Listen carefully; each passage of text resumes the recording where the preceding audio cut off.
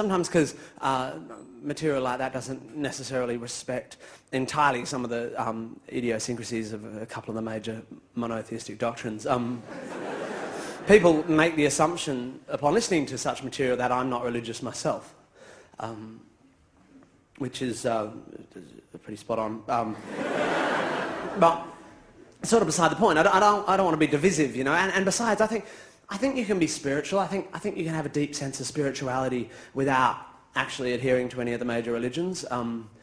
As it turns out, I'm not at all spiritual. I've just got this real sense of emptiness. But I believe in things, you know. I believe in rocks and gravity, and I have like a relativist morality, which I can manipulate to suit my worldview, so that I can justify group sex, for example, whilst abhorring group prayer. Works for me.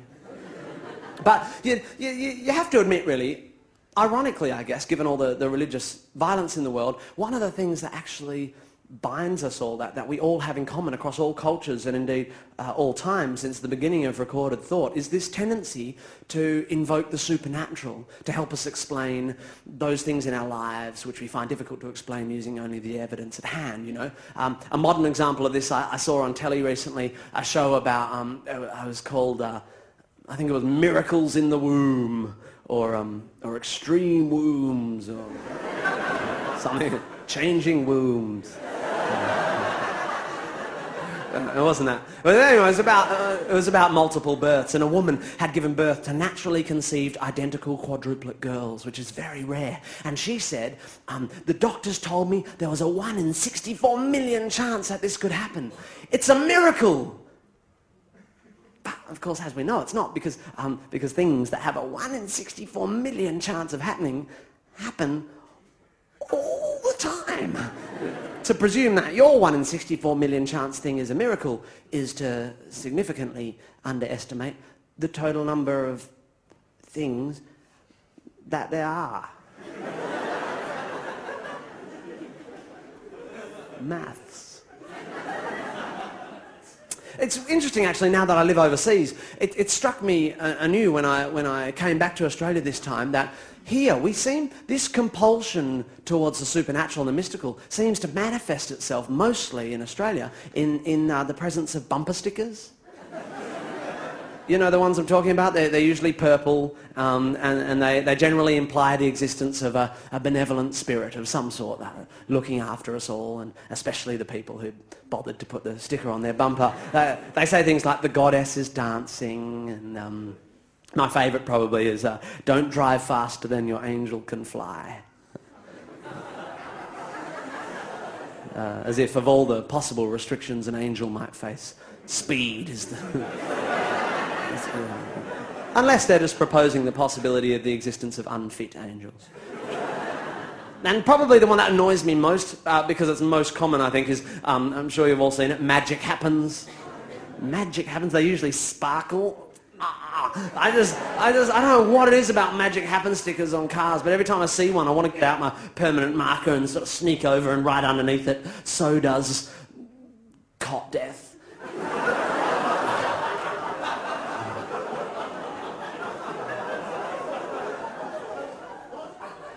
Under which a spiritual person with their slightly more ephemeral marker might choose to write something like, yeah, but sometimes the magician has to do bad magic in order to, A, test our faith, or B, for the purpose of a greater good.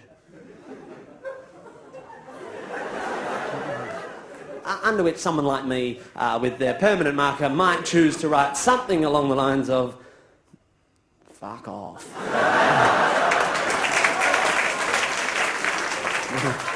Thus ending an otherwise perfectly sensible bumper-based philosophical argument. I have a particular religious friend I go head-to-head with and get very boring at dinner parties with on these sort of big questions. And he always sort of seems to think that to be skeptical is to be cynical, and that my view of the world sees no beauty, which I always argue is not the case. I mean, I find the world a really exciting place. There are ideas that are a bit more sciencey, that are just as exciting as the kind of magic-y ones, you know, like one of the greatest ideas of all time, evolution, the theory of natural selection, you know.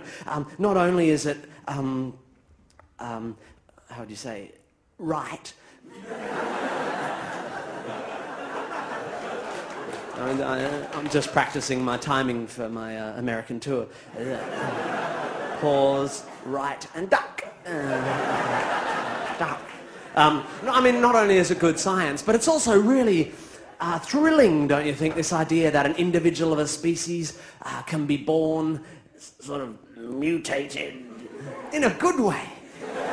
And in the moment of that individual's birth, it holds within its genetic code the potential for its entire species to take a huge evolutionary leap forward. It's amazing. And I always think, what would life have been like being one of those individual mutant freaks? You know, what did the other kids think? Imagine being the first dude ever to have feet. I reckon that would be really tough. And also, what I wonder is, how did these individuals with their new bits, like, how did they figure out how to use them? Did they just stumble upon their potential purpose one day, just accidentally, you know? Imagine you're a fish, and you're just swimming in the ocean with your school, and you're all just hanging out, swimming, same as always, because you're fish. And suddenly, out of nowhere, Tony, fucking Tony, Tony just goes, I'm getting out.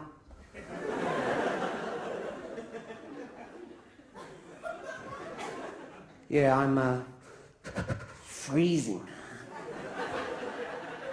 You're a fish, Tony. Yeah, well, I'm a cold fish. I just want to pop out for a bit, you know, maybe lie on my towel.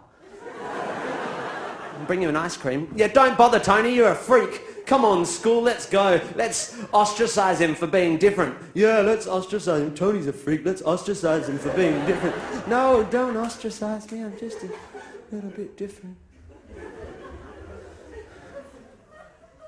Oh, bugger you then.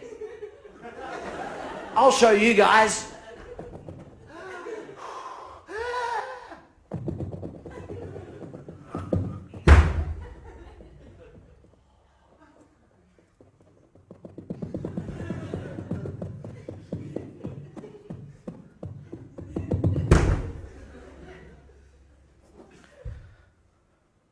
Fuck me.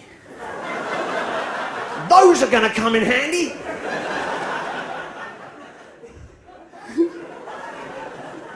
And imagine what Tony would think, standing there on his brand new feet, on the brink of the beginnings of mankind as we know it. If he could look forward just a few short hundreds of millions of years to see one of his descendants, an Israeli Jew by the name of Jesus, having a nail hammered through his feet. The very feet that Tony provided him with as a punishment for having a sort of schizophrenic discourse with a God who was created by man to explain the existence of feet in the absence of the knowledge of the existence of Tony.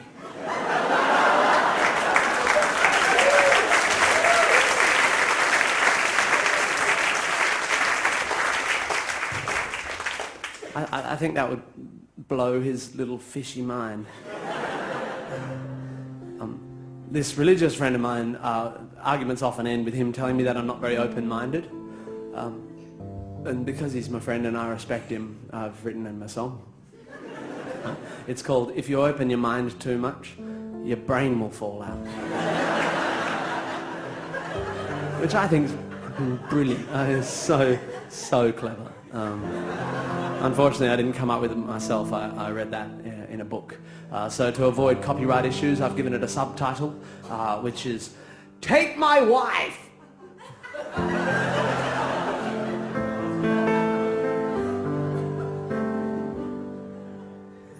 If anyone can show me one example in the history of the world of a single psychic who's been able to prove under reasonable experimental conditions that they are able to read minds, And if anyone can show me one example in the history of the world of a single astrologer who's been able to prove under reasonable experimental conditions that they can predict future human events by interpreting celestial signs. And if anyone can show me one example in the history of the world of a single homeopathic practitioner who's been able to prove under reasonable experimental conditions that solutions made up of infinitely tiny particles of good stuff dissolved repeatedly into relatively huge quantities of water have a consistently higher medicinal value than a similarly administered placebo. And if anyone can show me one example in the history of the world of a single spiritual person who's been able to show either empirically or logically the existence of a higher power with any consciousness or interest in the human race, or ability to punish or reward humans for their moral choices, or that there is any reason other than fear to believe in any version of an afterlife, I will give you my piano, one of my legs, and my wife.